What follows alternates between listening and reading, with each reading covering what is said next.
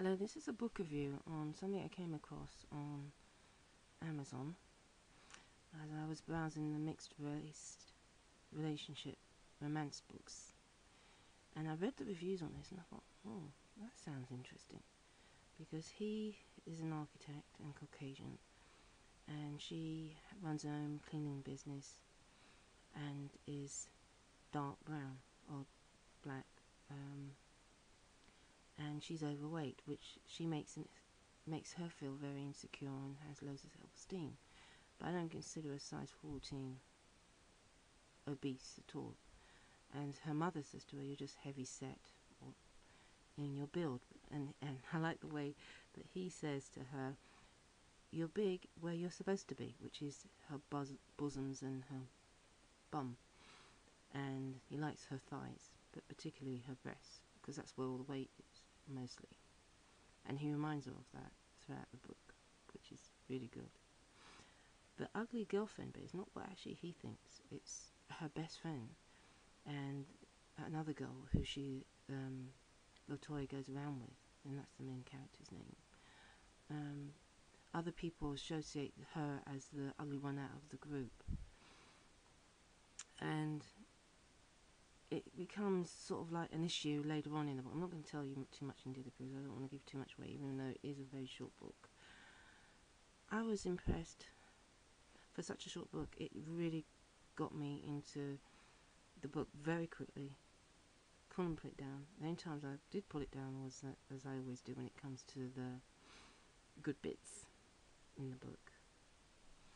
But overall, I was so taken with the characterizations, and I could feel for their issues and everything else that they were going through. And I just thought, wow, this is totally different. And it did get a high rating on Amazon, and I am so impressed with this book. Very impressed.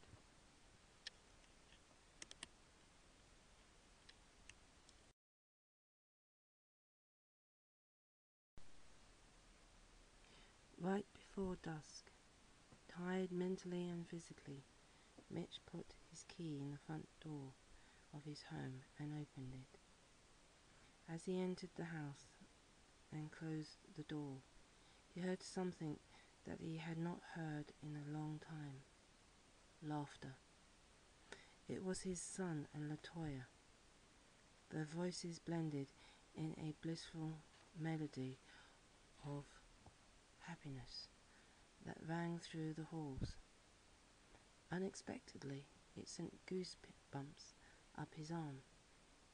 He hadn't heard his son laugh like that in a long time, and there was something else he hadn't had in a long time.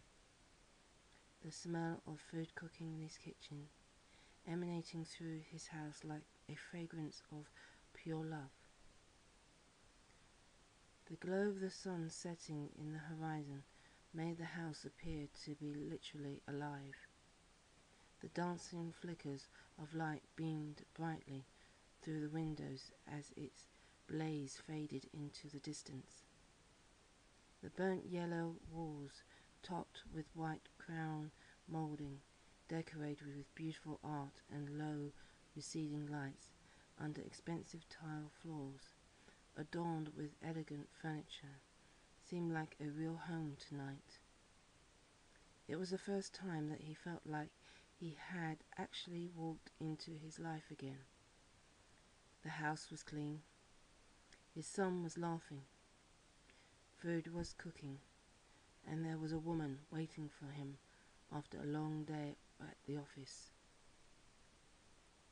Quietly he put down his briefcase, dropped his blueprints at the table in the foyer, and walked slowly down the hall, trying hard not to be detected. As he got closer, he heard his son asking Latoya a question. "So you've read it?" Zach asked. "Yes," Latoya replied. "Well, what happened?" "I've got an assignment in class on Moby Dick.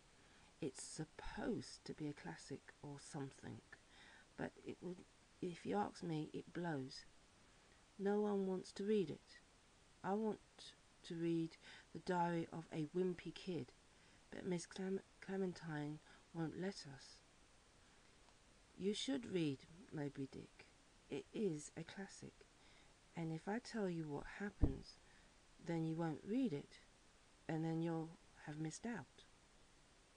I won't read it anyway, he joked. Why don't they just make every book into a movie? It's so much easier. Some books are better in print, Zack. I've seen the Moby Dick movie, and it's lacking. What does that mean? It's better on paper. No, it's not. He paused. How many books have you read, anyway? Thousands. Thousands? Zack asked in disbelief. His voice sounded exasperated at the thought. Why? Because, she hunched her shoulders and smiled, I love to read. Latoya didn't want to tell him that single people had to find a serious hobby to make up for the time that they weren't spending with a mate, and like many, her preferred reading to get away from the life that they currently had to go to a place that they never been. It was one of her favourite hobbies. In fact, she turned her spare bedroom into a full library, where she had collected over 2,000 books. Mitch stood in the doorway watching the two as they talked. Zack sat on the aisle and beside Latoya while she was cutting up vegetables, preparing their meal. The two had just met, but it seemed like they had known each other for a lifetime. Their chemistry was pleasant and easy, unlike how he'd seen his son with a podiatrist. Zack liked her. He liked her. Dipping his head to hide the emotions that he was sure he wore on his tired face, he looked down at his brown boots to fight the pain of what he missed, what he longed for. He wanted someone there doing just what she was doing on a permanent basis, not cooking, not cleaning, but nurturing. More than his son needed it, he needed it. It was such a shame that he had lost it, not to being a cheat or a bastard, but by being a good man. Oh, you're home, Latoya said, looking his way. She cast a bright smile at him and waved her silver spatula. Come and help us. You can take the bread out of the oven while Zack sets the table.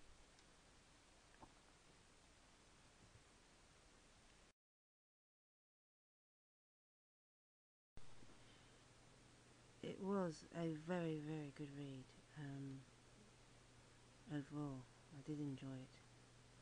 But I did have two issues with this book. Not so much because of the writing so much, or the fact that of being a romance. What my issue was two things. Maybe it's an American thing.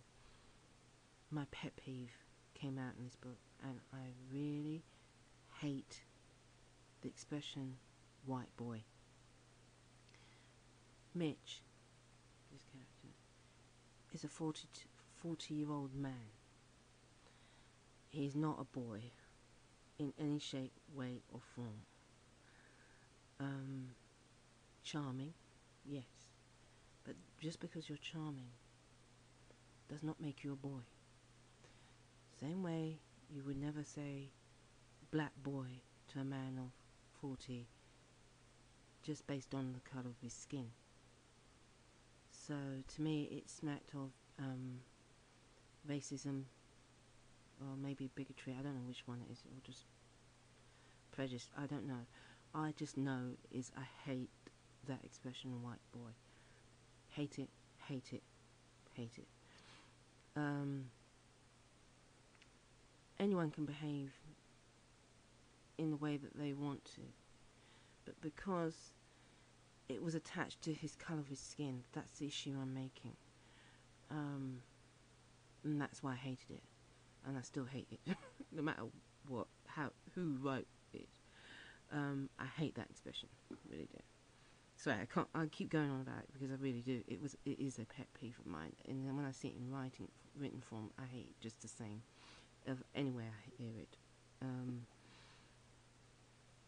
The other thing that was the issue for me was that it was the way she's done it. She did it in a very sensitive way. The next issue, which was the fact that of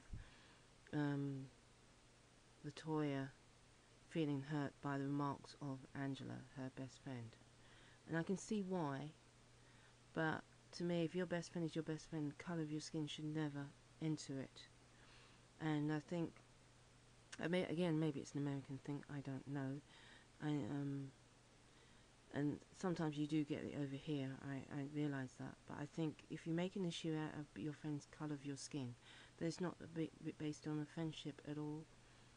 That is true to being that of your feelings towards that other person, of being caring and being there for your friend. And if that friendship is based on how light and dark you are, then it's not really worth a friendship worth having at the end of the day. And that was handled in this book as well, because at the end, your boyfriend's colour of your skin should never come into it, and nor should your friends come into it, their colour of their skin. So that was dealt with in this book as well. And at the end, they do lose a friendship with each other, which was sad.